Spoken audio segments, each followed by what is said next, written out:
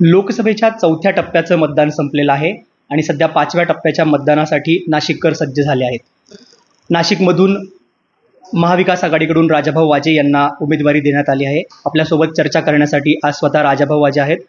राजाभाऊ, स्वागत आहे तुमचं महाराष्ट्र टाइम्स ऑनलाईनमध्ये. सर्वप्रथम अभिनंदन, तुम्हाला तिकीट मिळालं.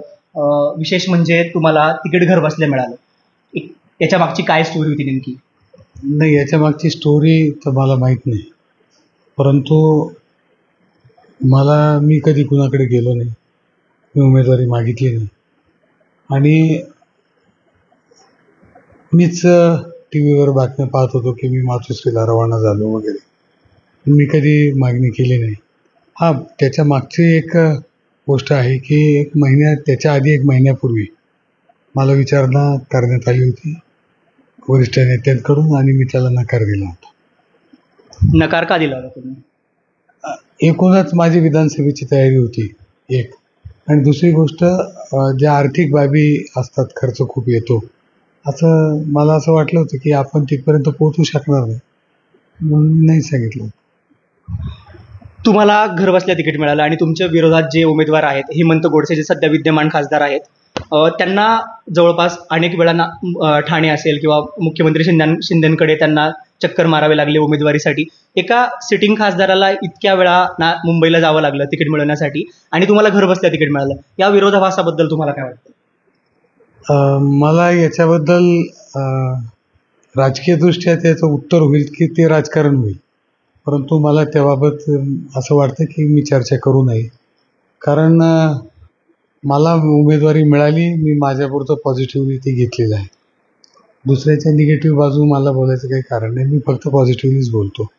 सकारात्मक दृष्टीने मी आजपर्यंत राजकारण केलेलं आहे आणि मी सकारात्मक दृष्टीनेच राजकारण करतात.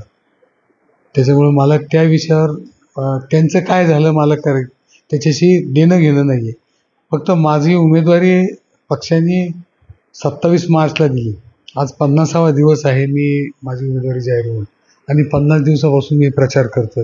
नक्कीच मला त्याचा फायदा होतो. पक्षाने योग्य वेळी मला उमेदवारी दिली, त्याचा मी फायदा घेतलेला आहे.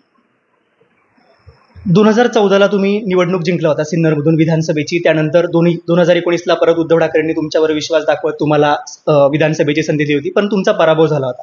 आता त्याच गोष्टीचं भांडवल करून विरोधक तुमच्यावर टीका करताय की पडलेला आमदार उमेदवार म्हणून दिलाय आणि नाशिकमध्ये हेमंत गोडसेंपुढे तुमचा निभाव लागणार नाही. या टीकेला काय उत्तर द्याल तुम्ही? नाही, निवडणुका या प्रत्येक निवडणूक ही वेगळ्या कारणांवर किंवा काही कारणं असे निर्माण होतात की निवडणुकात जय पराजय होतो. माझा पराभव 2027 मतांनी झालेला आहे. तो फार मोठा पराभव आहे असं मला वाटत नाही, परंतु असं म्हणणं, कुणाला कमी लेखणं चुकीचं आहे.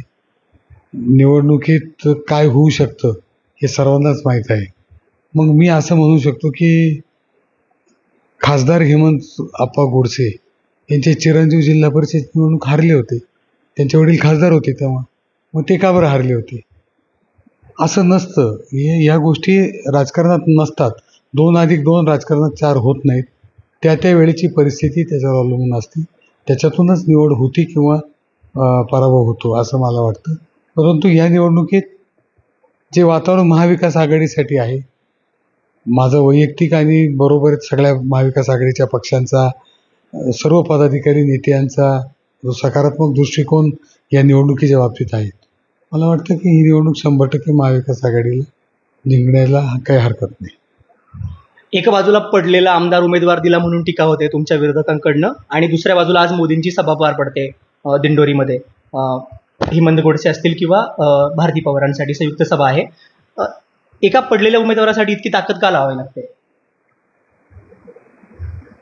मग हाच विरोधाभास जो सर्व आहे, हा विरोधाभासच मला वाटतं की याचं उत्तर लोक 20 मेला देणार आहेत. म्हणजे दोन्ही बाजूनी बोलणारे तेच लोक आहेत. आमच्या ग्रामीण भागात एक म्हण आहे की ढुमपुडही त्यांचा आणि शाईपुडही त्यांचा, अशी परिस्थिती आज आहे. आपल्याला माहिती आहे की पखवाजाला 2 बाजू असतात. एकाला ढुम बाजू म्हणतात, एकाला पुड बाजू म्हणतात, शाईपूड म्हणतो आपण. तर ते दोन्ही बाजू तेच वाजवत आहेत. मी तर काहीच बोललो नाही त्याच्यावर. तर त्याच्यामुळं जे काही त्यांना बोलायचं असेल ते बोलतील. लोक मला वाटतं 4 जूनला जो निकाल लागेल त्याच्यातून लोक त्याला उत्तर देतील. तुमच्यावर विरोधकांकडनं आणखीन एक आरोप असा होतो की तुम्ही भावनिक राजकारण करता, तुम्ही लोकांचे अंत्यविधी असतील, लोकांचे लग्न समारंभ असतील, लोकांचे साखरपुडे असतील, तुम्ही लोकांच्या वैयक्तिक जे कार्यक्रम असतात त्याला तुम्ही खूप मोठ्या प्रमाणात हजेरी लावतात आणि काही प्रमाणात तुमच्याकडून भावनिक राजकारण होतं अशी टीका विरोधकांकडून आता सध्याच्या लोकसभा निवडणुकीच्या अनुषंगाने केली जाते. याला कसं उत्तर द्याल तुम्ही? तुम्ही माझा ट्रॅक रेकॉर्ड जर चेक केलं, मी आमदार असताना, तर मी एकही मीटिंग, साधी कलेक्टर ऑफिसमध्ये असो, तहसीलदार ऑफिसमध्ये असो, विधानसभेचं अधिवेशन असलेलं, 100% जे हाजरी असणारे आमदार होते त्याच्यात मी होतो. आणि मी 100% म्हणजे सही करत नव्हतो, फक्त मी 100% हजर राहत होतो. रात्री जोपर्यंत अधिवेशन चालू असेल तोपर्यंत मी थांबत होतो, सर्व गोष्टी समजून घेत होतो. त्यामुळे माझं ट्रॅक रेकॉर्ड चेक करून बोललं पाहिजे. मी माझी वेळ लोकांना देतोय, मी शासकीय वेळ लोकांना दिली नाही. शासनाचं काम, जे लोकांचं काम आहे ते काम मी केलंय.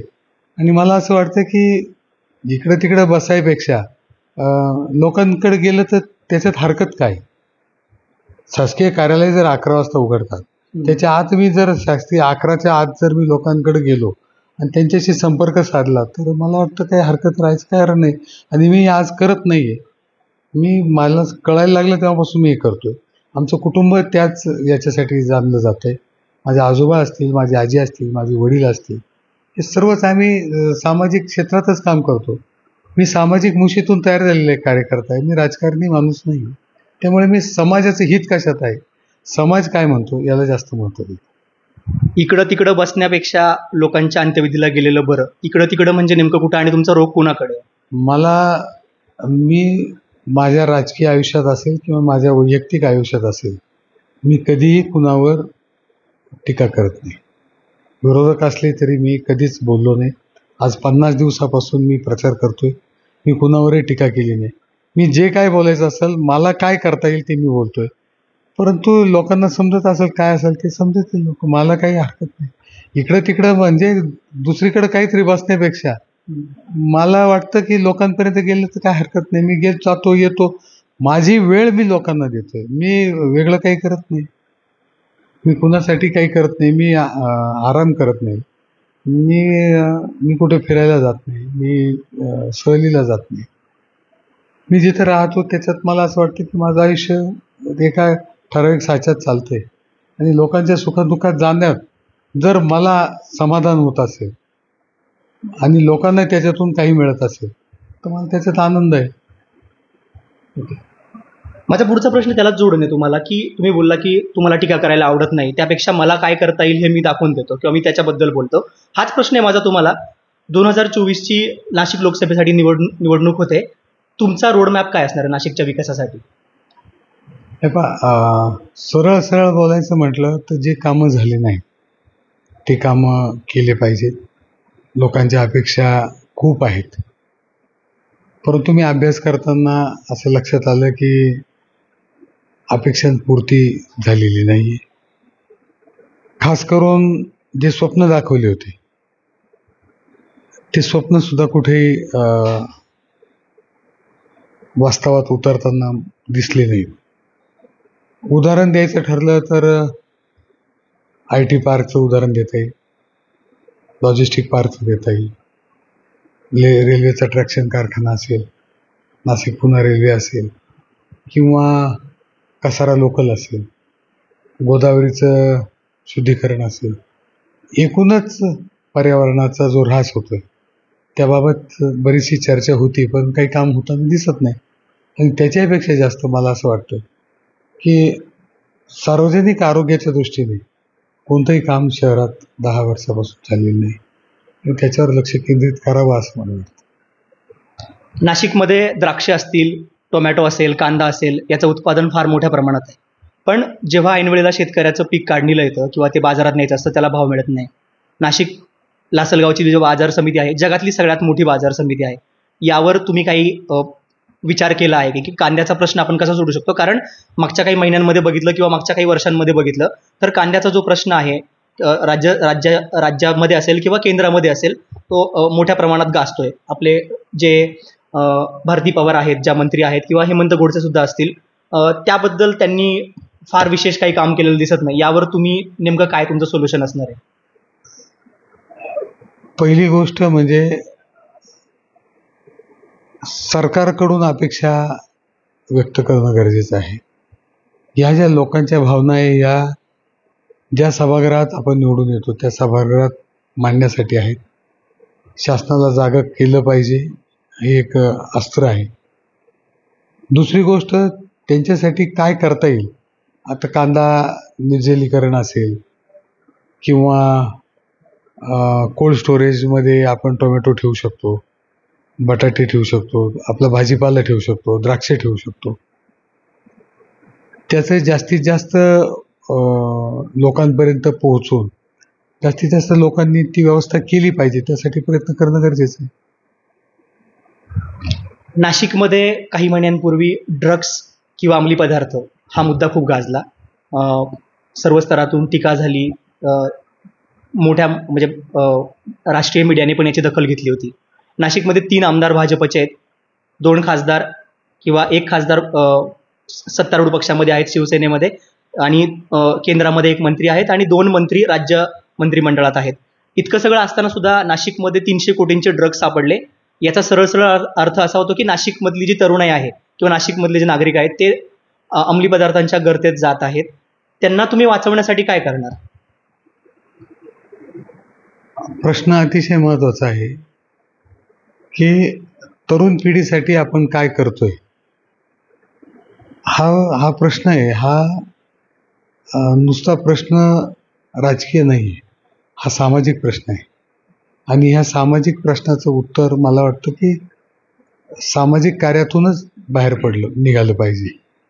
कारण याचा राजकीय लाभ घेणं किंवा कुणावर तरी टीका करणं म्हणजे प्रश्न सुटतो असं होत नाही. पण समाजव्यवस्था जी आहे, ती समाजव्यवस्था जी बिघडत चाललेली आहे, त्यावर आपण सर्वांनी विचार केला पाहिजे.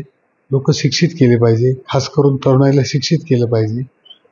आणि याचं मूळ, मला असं वाटतं की याचं मूळ जे आहे ते एक तर बेरोजगारीत आहे, किंवा जी लाईफस्टाईल आता नवीन मुलं घेत आहेत त्या लाईफस्टाईलमध्ये हा सोशल प्रॉब्लेम आहे. आणि म्हणून मला वाटतं की त्याला सोशल प्रॉब्लेम असं ट्रीट केलं पाहिजे. त्याला राजकीय प्रॉब्लेम असं समजून उगाच कुणावर तरी टीकेची झोड उठून तो संपणारा नाही आहे. त्याच्यामुळे मला असं वाटतं की पालक असतील, मुलं असतील, बेरोजगारी असेल, विचार करण्याची पद्धत असेल, लोकांना म्हणजे मुलांना आता काही लोकांना इझी मनी पाहिजे, तो एक प्रश्नच निर्माण झालेला आहे. सगळ्यांनाच थोडक्यात पैसे कमवायचे आहेत. त्याच्यामुळे पैसे कमवायच्या नादात आपण समाजाचं नुकसान करतोय, त्याच्याकडे दुर्लक्ष करतायत. तर मला असं वाटतं की सर्वांनी मिळून त्याच्याशी लढलं पाहिजे. एकमेकावर टीका करून चालणार नाही, त्याच्या विरुद्ध लढलं पाहिजे. आणि सामाजिक संघटना या पुढे आल्या पाहिजेत त्याच्यासाठी. नाशिकमध्ये 1 खासदार पुन्हा रिपीट कधी झालेला नाही. तो विक्रम गोडसेंनी तोडला होता मागच्या निवडणुकीमध्ये, आणि ते पुन्हा निवडणुकीला सामोरं जात आहेत. आताच्या निवडणुकीमध्ये त्यांचा जो प्रचार सुरू आहे तो असा सुरू आहे की गोडसेंकडे बघून नाही, मोदींकडे बघून मतदान करा. यावर तुमचं काय म्हणणं आहे? नाही, ते मोदींकडे बघून मागच्या वेळेसही त्यांनी मोदींकडे बघूनच मतं मागितले होते, आणि यावेळेसही ते मागतायत. तर ठीक आहे, ते मागतायत, पण लोकांना जर त्यांच्या कार्यकर्तृत्वाबद्दल जर बोलायचं असेल तर लोक त्याबद्दलही चर्चा करतील ना. ते मोदींकडून आशा लावून बसलेत आणि मोदींच्या नावावर मतं मागत असतील, तर मला वाटतं त्यांनी काय काम केलं त्याच्यावर मतं मागितली पाहिजे. आणि जर ते सांगू शकत नसतील तर आम्ही ते सांगतोय ना, आम्ही काय करणार आहे ते. माझा पुढचा प्रश्न असा आहे, आज उद्धव ठाकरेंची सभा होते नाशिकमध्ये, आणि तुम्ही स्वतः वारकरी संप्रदायामधले आहात, तुमचा पेहरावही तसाच आहे. तुम्ही नाशिकमधून निवडणूक लढताय. सिन्नरपर्यंत होतं तोपर्यंत ठीक होतं ना. सिन्नर शहर जरी असं, शहराचा भाग छोटा आहे, ग्रामीण भागात जास्त पॉप्युलेशन आहे. नाशिकमधील मुस्लिमांना उद्धव ठाकरेंचं हिंदुत्व कसं पटवून देणार आहे तुम्ही? मला असं वाटतं की पटवून द्यायची आवश्यकता आहे असं वाटत नाही. आदरणीय उद्धव साहेब जेव्हा मुख्यमंत्री होते, करोनाच्या काळात त्यांनी ज्या पद्धतीने काम केलं, तर मी आता फिरताना प्रचार करताना असं लक्षात येते की बहुतांश लोक हे उद्धव साहेबांच्याकडे पाहून मतदान करणार आहेत. तिथं प्रश्न हिंदुत्वाचा नाही, तिथं प्रश्न उद्धव साहेबांनी केलेल्या कामाचा आहे. आणि त्यांनी जी सहनशीलता दाखवली, जो सोशिकपणा दाखवला आणि ज्या पद्धतीने त्यांनी कुटुंबप्रमुख म्हणून काम केलं, त्या पद्धतीत मला असं वाटतं की खूप लोक त्यांच्यावर खुश आहेत. त्यांच्या कामाच्या पद्धतीवर म्हणजे समाधान व्यक्त करतायत. आणि मला वाटतं की ते त्याबाबत उद्धव साहेबांकडे पाहून मला मतं घेतील. लोकसभा निवडणूक असो किंवा साधी ग्रामपंचायतची निवडणूक असो, पैसा लागतोच. पैशाशिवाय कुठली निवडणूक लढणं शक्य नाहीये. नुकतीच तुम्ही तुमची संपत्ती जाहीर केली, त्यामध्ये तुम्ही असा उल्लेख केला की तुमची सगळी संपत्ती 30 कोटी आहे. त्यापैकी बरीचशी संपत्ती तुमची वडिलोपार्जित आहे, तुमच्या स्वतःच्या नावावर तितकी संपत्ती नाहीये. निवडणुकीसाठी पैसा कुठून येतोय? आपल्याला मी सांगू इच्छितो की माझी जी काही प्रॉपर्टी आहे ती सगळीच वडिलोपार्जित आहे. म्हणजे उलट क्षेत्राच्या दृष्टीने, एकरेच्या दृष्टीने जर पाहिलं तर माझी प्रॉपर्टी कमी झालेली आहे. माझ्या काही क्षेत्रातून हायवे गेलेला आहे, त्याच्यामुळे काही प्रॉपर्टी कमी झालेली आहे. परंतु मागच्या 19 सालाच्या ॲफिडेविटप्रमाणे व्हॅल्युएशननी वाढलेलं आहे. व्हॅल्युएशन जे आहे सरकारी रेग्युलेटर रेटप्रमाणे ते वाढलेलं आहे. परंतु प्रॉपर्टी जी आहे ती उलट कमी झालेली आहे, असं मला असं वाटतं की हे लोकांनी समजून घेतलं पाहिजे. राहिला प्रश्न निवडणुकीचा, तर निवडणुकीचा बहुतांश खर्च हा लोकवर्गणीतूनच होत आहे आणि लोकवर्गणीतून मी तो खर्च करतो.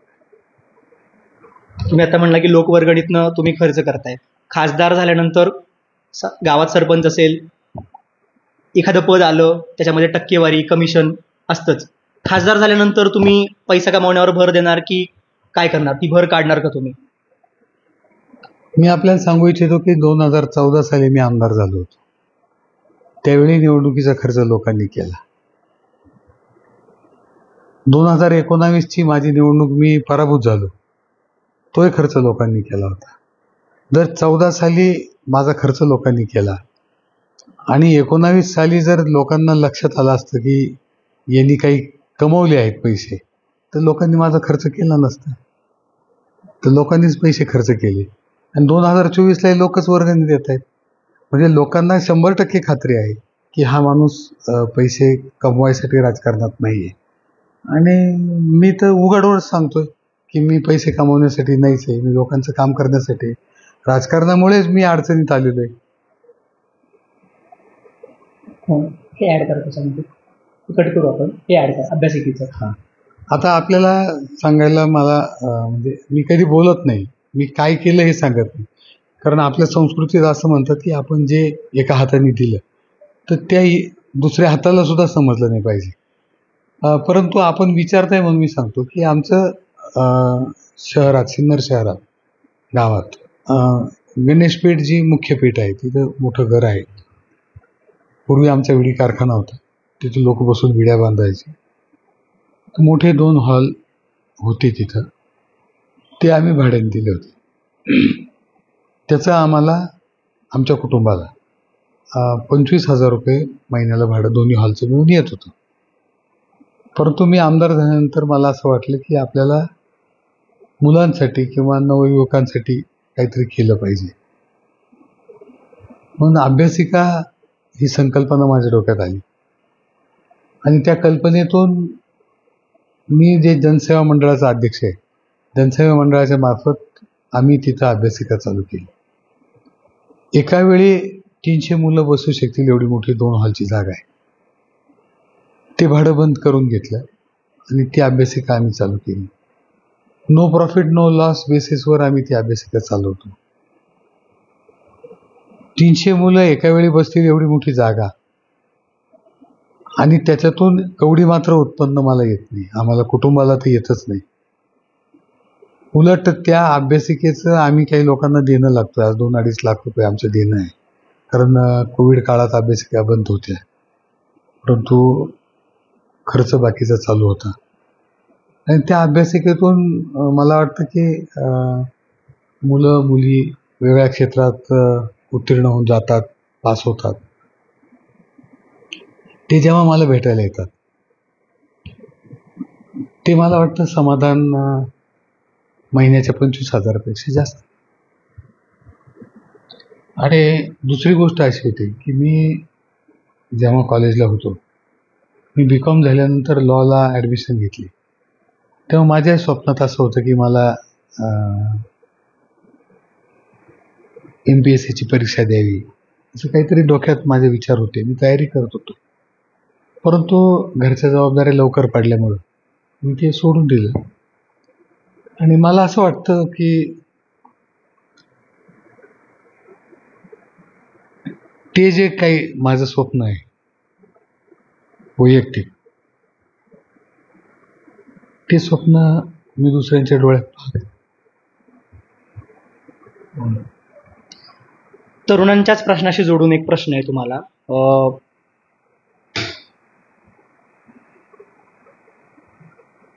एक मिनिट. 2 प्रश्न आहेत. तरुणांच्याच प्रश्नाला जोडून 2 प्रश्न आहेत तुम्हाला. नाशिकमध्ये सगळ्या गोष्टींसाठी पूरक वातावरण आहे. नाशिक पुणे असेल किंवा नाशिक मुंबई असेल, हा ज्याला गोल्डन ट्रायंगल आपण म्हणतो, सगळ्या गोष्टींसाठी पूरक वातावरण आहे. नाशिकमध्ये IT पार्कची बऱ्याच दिवसांपासून प्रतीक्षा आहे. नाशिकमधनं मोठ्या प्रमाणावर मुलं इंजिनिअरिंग करून ग्रॅज्युएट होतात आणि त्यांना पर्यायाने पुणे असेल किंवा हैदराबाद, बँगलोर असेल, इकडे नोकरीसाठी जावं लागतं. यासाठी तुम्ही सत्तेत आल्यानंतर काय करणार आहात? आता IT पार्कचा बाबत घोषणा 2 वेळा झाली. एक जागा घेतली, नंतर काय झालं माहीत नाही, दुसरी जागा पाहिली, तिथे भूमिपूजन झाले, अजून झाली. परंतु मला असं वाटतं की मुख्य भर हा IT पार्क होण्यावर द्यावा लागेल, तरच मुलांना तिथं काम मिळेल. आणि जो गोल्डन ट्रायंगल आपण म्हणतोय की नाशिक, पुणे आणि मुंबई, हा मला वाटतं की गोल्डन ट्रायंगल आता राहिलेलं नाही. आता त्याला दुसरे शहरं जोडल्या गेलेले आहेत दुर्लक्ष झाल्यामुळे. आणि मला वाटतं तो ट्रायंगल राहायला पाहिजे, की नाही की तो स्क्वेअर किंवा मी मागं बोललो होतो की पेंटॅगॉन किंवा हेक्झॅगॉन असं न होता तो ट्रायंगलच राहायला पाहिजे. त्यासाठी प्रयत्न करणं गरजेचं आहे. मी 100% प्रयत्न करेल त्याच्यासाठी. माझा अजून एक प्रश्न आहे तुम्हाला. तुमचा जो पेहराव आहे, तुम्ही साधे जे आपण याला लेंगा शर्ट म्हणतो किंवा पॅन्ट म्हणतो साधी, ती ग्रामीण भागात जास्त घातली जाते आणि याला ग्रामीण भागामध्ये तुम्हाला कनेक्ट होणं सोपं आहे. पण नाशिकमध्ये तुम्ही जर बघितलं तर जी तरुणाई आहे किंवा तुम्ही कॉलेज रोड वगैरे या परिसरामध्ये गेला असेल तर तिथल्या लोकांच्या पेहराव असेल किंवा नाशिकमधल्या जो पुढारलेला म्हणू शकतो आपण, आय डोंट नो, पण ह्या लोकांना तुम्ही कसं अपील करणार आहेत? कारण तुम्ही बघितलं असाल की हेमंत गोडसे असेल, त्यांचा जो पेहराव आहे तो लवकर लोकांना अपील होतो तिकडे शहरामध्ये. तर तुम्ही त्या नाशिकमधल्या तरुणांना जे इंग्रजी माध्यमांमध्ये शिकतात त्यांना कसं अपील करणार आहे, एकदा इंग्रजीमधनं सांगा.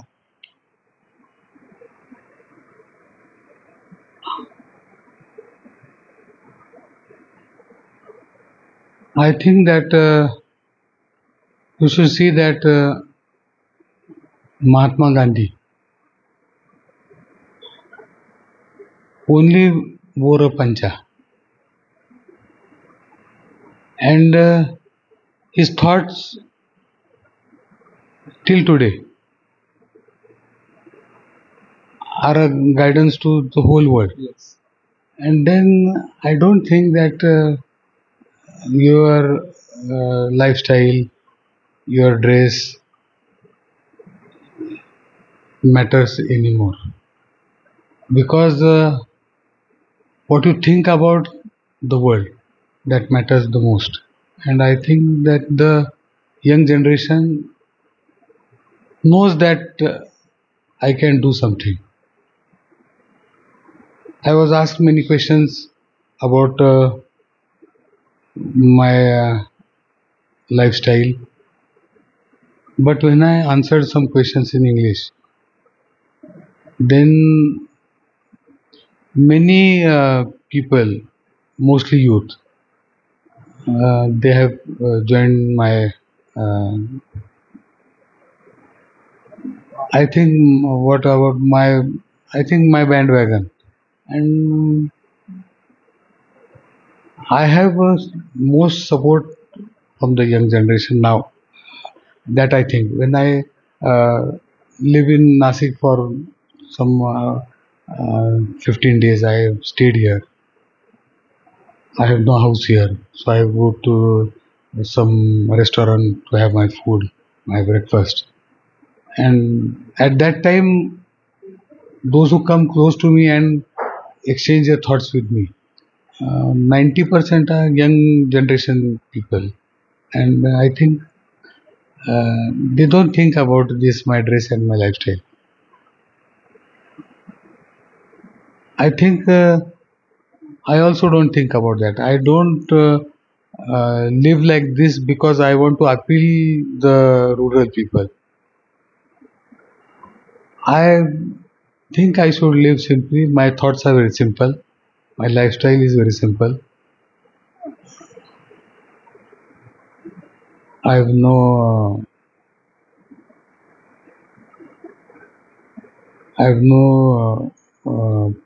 problem in living anywhere, staying anywhere, eating anywhere, and I am very person with a very simple nature, and that's why I don't think that people also like all those things. Uh, what um,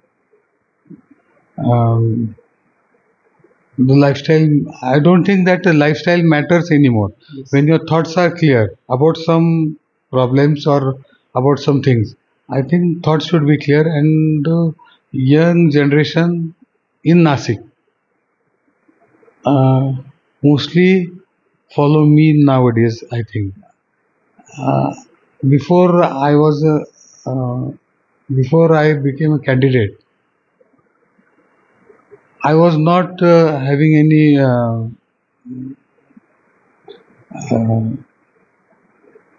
my, I think I was not known to many people. Yeah.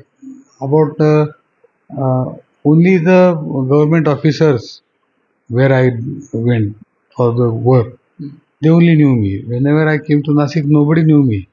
I used to stroll everywhere and nobody talked to me. But nowadays, I think everybody talks to me. I'm a public figure now in Nasik. I was a public figure in Sinnar. Now I'm in Nasik, and my lifestyle is like that. I was when I was a MLA. I didn't take any security with me. Never. My vehicle, I did not put a sticker on it that I was a MLA.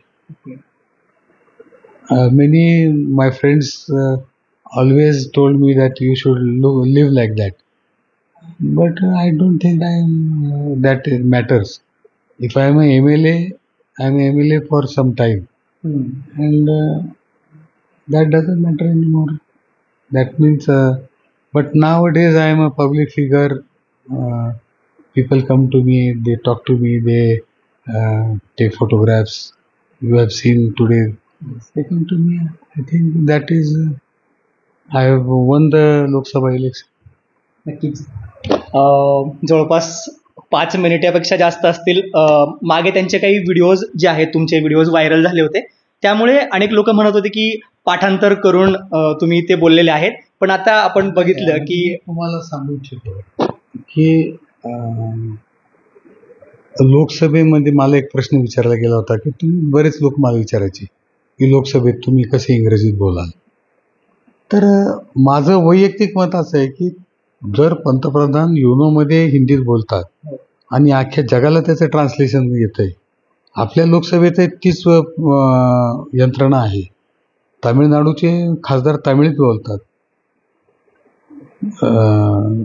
कर्नाटकचे कानडीत बोलतात, आंध्राचे तेलुगूत बोलतात. उत्तर प्रदेश ही हिंदीत, बिहारमधली हिंदीत बोलतात, बंगाली लोक बोलतात, आणि सगळ्यांना कळतं. मग माझ्या इंग्रजीवर काय येऊन वाढलंय मला माहीत नाही. हे मला माहीत असताना सुद्धा मी त्यांना उत्तर इंग्रजीत दिलं. मला विचारलं त्यांनी, तर तुम्ही उत्तर कसे द्याल? मी त्यांना सांगितलं मी असं देईल, तुम्ही मला इंग्रजीत विचारा. मी डायरेक्ट विचारलं, मी काय असं ठरवून इंटरव्ह्यू केलेली नव्हती. आणि मग जर तुम्ही आता तुम्हाला जर गोष्ट तुम्हाला वेगळीच टीकाच करायची असेल तर माझी काही अडचण नाही. आता नवीन टीका चालू झाली की तुम्ही कारभार सिन्नरमधून करणार आहात. माझा हर्सुलचा माणूस सिन्नरला कसा जाईल किंवा नाशिकचा माणूस सिन्नरला कसा जाईल? तुम्ही असा विचार आजपर्यंत कुणाबद्दल केला नाही. जर हेमंतप्पा गोडसे संसरीचे आहेत, त्यांनी नाशिकला कार्यालय चालू केलं होतं.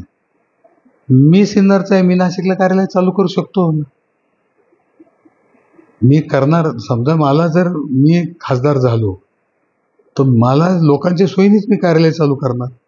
उलट माझ्या कामाची पद्धत अशी आहे की मी वैयक्तिक कामासाठी लोकांनी फक्त ऑफिसमध्ये यायचं आहे. सार्वजनिक कामासाठी माझ्या ऑफिसमध्ये कधीच कोणी आलं नाही. सार्वजनिक कामाचा जर मला फोन आला तर मी सार्वजनिक काम जिथे असेल त्यांना मी वेळ देऊन तिथं जातो आणि ते काय सार्वजनिक कामाबद्दल चर्चा करतो. 100 लोक, 50 लोक, 10 लोकांनी जीभ भरायची खासदाराच्या आणि आमदाराच्या ऑफिसला यायचं त्यांच्या कामासाठी, हे मला कधीच पसंत पडलेलं नाही. माझ्या कामाच्या पद्धतीतच ते नाही. आणि मी आजही सांगतो की जर मी खासदार म्हणून निवडून आलो आणि ठाण्यापाड्याला जर एका सार्वजनिक काम निघालं तर 100% मी ठाण्यापाड्याला जाऊन ते सोडवणार आहे. मी त्यांना सिन्नरला किंवा नाशिकला माझ्या ऑफिसमध्ये बोलावणार. आणि मी जाहीर केलं की माझं ऑफिस गंगेच्या किनारीच असेल, गंगेच्या काठावर बसून मी कारभार करेन. नक्कीच. मागे सभेत सुद्धा राजाभाऊ म्हणाले होते की गंगेच्या जर कोणाला सिन्नरला यायला किंवा मला भेटण्यासाठी अडचण येत असेल तर मी गंगेच्या काठावर बसून कारभार करेल. काही वेळापूर्वी राजाभाऊंनी इंग्रजीमध्ये बरंचसं मोठं उत्तर आपल्याला दिलंय, ते मराठी प्रेक्षकांसाठी मी थोडक्यात ट्रान्सलेट करतोय. त्यांच्या पेहरावावरून मी त्यांना प्रश्न विचारला होता आणि नाशिकमधील जो सुशिक्षित समाज आहे किंवा पुढारलेला समाज आहे किंवा तरुणाई आहे त्यांना ते कसं अपील करणार आहेत त्यांना मतदान करण्यासाठी, याबद्दल मी त्यांना प्रश्न विचारला. त्यावर त्यांचं उत्तर असं होतं की महात्मा गांधी जे होते ते अतिशय साधा पेहराव करायचे, तरी पण त्यांचे विचार आजही रिलेव्हंट आहेत. आजही त्यांचे विचार जे आहेत त्याने जगाला मार्गदर्शन होतंय, हे त्यांचं उत्तर होतं. आणि त्याच्याही पुढे जाऊन त्यांचं असं म्हणणं होतं की माणूस त्याच्या पेहरावाने नाही, त्याच्या भाषेने नाही, तर त्याच्या गुणाने. जशी संत चोखामेळांची पण एक कविता आहे की ऊस डोंगा परी रस नवे डोंगा, त्या उक्तीप्रमाणे त्यांचं असं म्हणणं आहे की माणसाच्या पेहरावावर नाही तर तो काय काम करतो याने त्याचं श्रेष्ठत्व ठरत असतं. राजाभाऊ, तुम्ही आम्हाला वेळ दिलात. तुम्हाला लोकसभा निवडणुकीसाठी खूप खूप शुभेच्छा. धन्यवाद. हे होते राजाभाऊ